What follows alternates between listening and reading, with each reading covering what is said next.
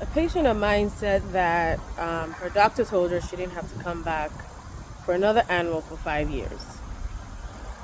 Like she went to the doctor for her appointment, and then her doctor said, "What are you doing here? You don't need to be here. You had one last year." Um, so the annual exam is not just the PAP exam. The PAP is a test we do at your annual. At least the PAP is a test I do at your annual. They're like, you should watch my YouTube video on this. There are like 5 things, at least 5 things that should happen at your annual exam. You should have heart and lung exam. You should have a thyroid exam. I cannot count how many thyroid nodules, thyroid cancers that I've picked up on a well woman exam. Like, they didn't even come for a thyroid issue. They came for their PAP. Everybody who comes to the office says, "I'm here to do my PAP." But they forget that the annual exam is not just the PAP. The PAP is just a test that we do at your annual. There's the thyroid exam. There's the abdominal exam. There's the bimanual exam. Now, some people will get their PAPs with their PCPs, and that's fine as long as your PCP is doing your bimanual exam. What is that?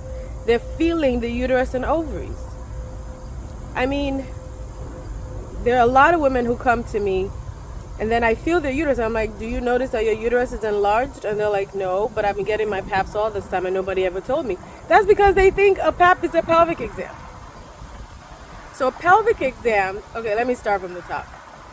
Your annual involves heart and lungs, well, history, all that stuff, right? Then the exam part includes heart and lungs, thyroid, breast exam, belly exam, and pelvic exam. Pelvic exam is where we examine the outside, the vulva, vagina, the anal area, and then vaginal exam where I look inside the vagina, I see the cervix, make sure everything looks normal, and then I collect a PAP test or any STD testing that you want done.